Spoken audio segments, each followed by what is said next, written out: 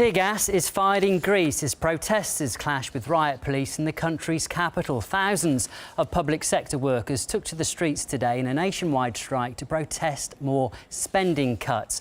In a separate rally, a group of demonstrators marched against the fascist Golden Dawn party after the killing of an anti-fascist activist yesterday. Rocks were thrown at police who responded with tear gas. Well, our correspondent got caught in the crossfire.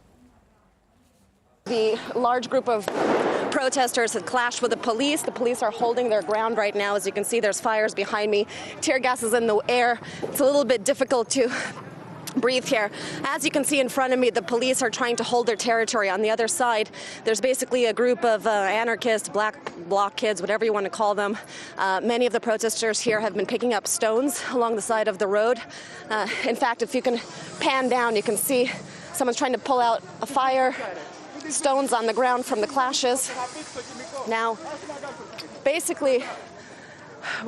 where we're standing is in between protesters on one side and fires and protesters on the other side. The police have secured this radius, but in some ways we're blocked in.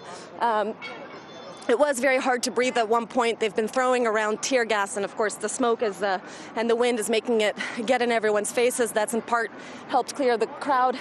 As you can see, what my cameraman's showing right now is protesters hurling stones here at the police. In fact, towards again, this began as a peaceful rally and has really escalated into a standoff between the riot police here and the demonstrators.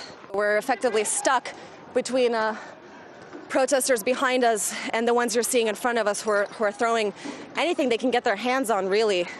Pieces of clay, pieces of brick, advancing to some degree. The cops are holding their positions. Well, that was Lucy Kafanov there. She filed that report just a few minutes ago, and she is on the line with us now to give us the very latest. Hi Lucy. there. Well, unfortunately, after those visuals that you saw there, that did not end the clashes. Basically, that street calmed down a little bit. We were finally able to leave that area and cross into another one, only to find basically numerous small clashes between protesters and police breaking out all over that neighborhood. Again, this is a working class neighborhood where the anti-fascist hip-hop artist was murdered just the night before. Basically, what we encountered were small groups of protesters taking anything they could really get, trash, tires, lighting fires all across the area. And then you would see groups of riot police come and try to essentially drive them out of that area. So it turned into a game of cat and mouse. And we literally just got to the studio away from that area just about 20 minutes ago, and we're still hearing from our contacts this is still going on, and not just in this neighborhood, but in several cities across Greece. Basically, what we're hearing is this is not likely to die down tonight. It's probably going to go on until the wee hours of the morning, until the protesters give up. And it's really interesting because, again, today was supposed to be the largest anti-austerity rally by the trade unions to protest the economic policies here in Greece. And really what we've seen is that while the economy is at the root of the tension here, it's really transformed into essentially social tensions. What I mean by that is the desperation that has pushed people to the brink in some ways has started to divide neighborhoods.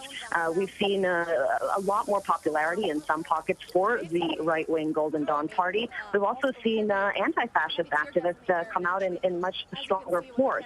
And so the result of that is these economic problems have essentially pitted Greeks against Greeks, and it's become in many ways an emotional issue. You know, it's not really the bailout that drove or the austerity that drives people emotionally now. It's really random acts of or perhaps not so random, tragic acts of violence, like what we saw with the stabbing of that young musician on Tuesday evening in the early hours of Wednesday morning. So it's a very tense situation, and it really just reflects a society that's really struggling to grasp and grapple with its economic and social problems that don't really seem to be dying down at the moment.